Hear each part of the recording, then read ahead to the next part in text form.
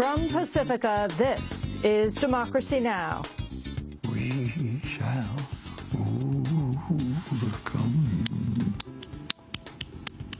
We shall overcome. We shall overcome someday.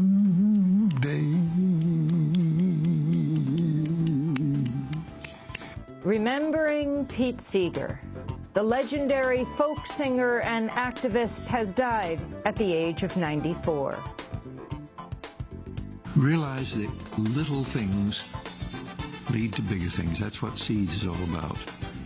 And this wonderful parable in the New Testament.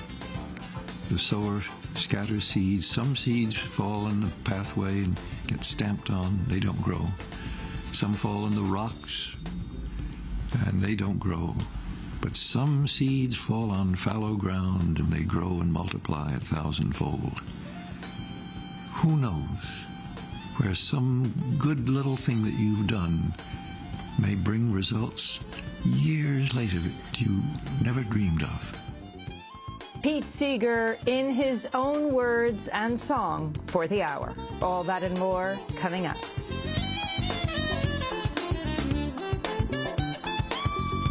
Welcome to Democracy Now!, democracynow.org, the War and Peace Report. I'm Amy Goodman. The legendary folk singer and activist Pete Seeger has died at the age of 94. Pete helped found the American folk music movement. He played with Woody Guthrie and the Almanac Singers in the 1940s, stood up against Senator Joseph McCarthy's witch hunt in the 50s, and opposed the Vietnam War in the 60s, inspiring generations of protest singers to come. We'll spend the hour remembering Pete Seeger after headlines. Ukraine's parliament has voted to repeal a round of anti-dissent laws in an effort to calm opposition protests that have gripped the country. The measures are unlikely to appease protesters who've demanded the resignation of President Viktor Yanukovych. Earlier today, Ukrainian Prime Minister Mykola Azarov offered to resign. Yanukovych had previously offered Azarov's post to an opposition leader who rejected it. Talks in Geneva between the two sides in Syria's conflict remain deadlocked over the future role of President Bashar al-Assad. Another issue at stake is the delivery of aid to the besieged city of Homs. U.S. State Department spokesperson Jen Psaki said the situation there is desperate. We firmly believe that the Syrian regime must approve the convoys to deliver badly needed humanitarian assistance into the old city of Homs now. The situation is desperate and the people are starving. What the regime has proposed, an evacuation of women and children from the old city, is not sufficient. Civilians must be allowed to come and go freely, but the people of Homs must not be forced to leave their homes and split up their families before receiving much-needed food and other aid. A new report says the U.S. Congress has secretly voted to fund the delivery of arms to Syrian rebel factions through the end of September. Reuters reports weapons supplied by the United States, including small arms and anti-tank rockets, are flowing to certain rebel groups in the south of the country.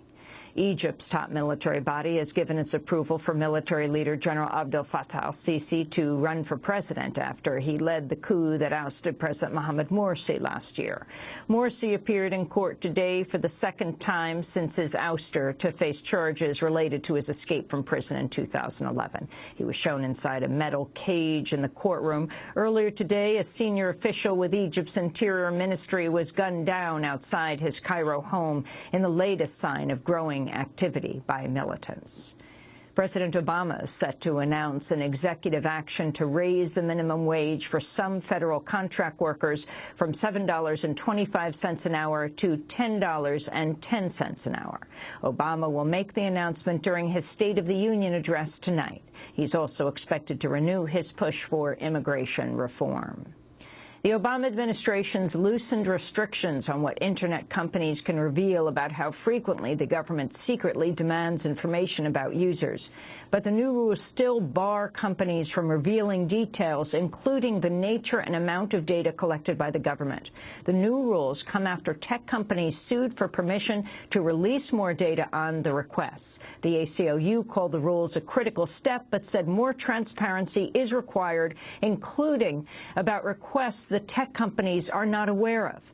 A new report from Glenn Greenwald and NBC News based on leaks from Edward Snowden reveals the British government can spy on social media sites, including YouTube, in real time without the knowledge of companies. Another round of news reports based on Snowden's disclosures found the NSA and its British counterpart are targeting smartphone apps, including the popular game Angry Birds, for personal data on users from their location to their sexual preferences. Edward Snowden has continued to denounce U.S. spying from Russia, where he has temporary asylum. In an interview that aired this past weekend, Snowden told a German broadcaster the United States conducts spying for economic gain. I don't want to preempt the editorial decisions of journalists, but what I will say is there's no question that the U.S. is engaged in economic spying. If there's information at Siemens that they think would be beneficial to the national interests, not the national security of the United States, they'll go after that information and they'll take it. House and Senate lawmakers have reached a deal on a new farm bill that would continue heavy subsidies for crops like corn and soybeans while slashing food stamps by about $8 billion over the coming decade. The bill would end billions of dollars in direct payments to farmers while expanding government-subsidized crop insurance. Anti-hunger groups say the bill boosts corporate welfare while gutting food aid for many families by about $90 per month. The House is set to vote on the measure on Wednesday. In Honduras, right-wing President Juan Orlando Hernandez has been sworn into office despite claims of election fraud by the opposition. Hernandez has pushed for militarizing Honduras as part of the fight against drug cartels, raising concerns about potential human rights abuses. Thousands of people protested outside his swearing-in Monday, including members of parliament, while soldiers stood by in close proximity. The protest was led by former President Manuel Zelaya, who was ousted in a coup in 2009, and whose wife, Xiomara Castro, ran against Hernandez with the Libre Party. No one can detain a people organized in resistance. All that the Libre Party owns has been gained. 4 years ago, we were repressed in the street. Today, we are a recognized institution, and we are walking forward little by little in order to overthrow the dictatorship from power in Honduras. Here in New York City, police are investigating an attack on an openly gay journalist as a possible hate crime. Randy Jenner has reported and written for National Public Radio, the New York Times, the New York Daily News, and other outlets. Earlier this month, he was found lying on the ground unconscious with a massive head injury that required him to undergo brain surgery. His sister told New York's WABC her brother could not remember the assault. He can't answer the questions of what happened that night. He doesn't really exactly know who we are. And it's really very painful to see him here the way that he is, because he's the most articulated person. The attack on Randy Jenner comes amidst a spike in apparent hate crimes against LGBT people in New York City, including the murder of Mark Carson last May and the killing of Elan Nettles, a transgender woman, last August. And the Israeli civil rights leader and longtime politician Shulamit Aloni has died at the age of 85. Aloni was a longtime champion of Palestinian and women's rights in Israel. She served as a member of the Israeli Knesset for nearly 3 decades, holding a number of cabinet positions. In 1991, Aloni helped found Israel's Meretz Party after splitting with the Labor Party. Appearing on Democracy Now! In 2002, Shulamit Aloni called on the U.S. government to end its support of the Israeli occupation of Palestinian land.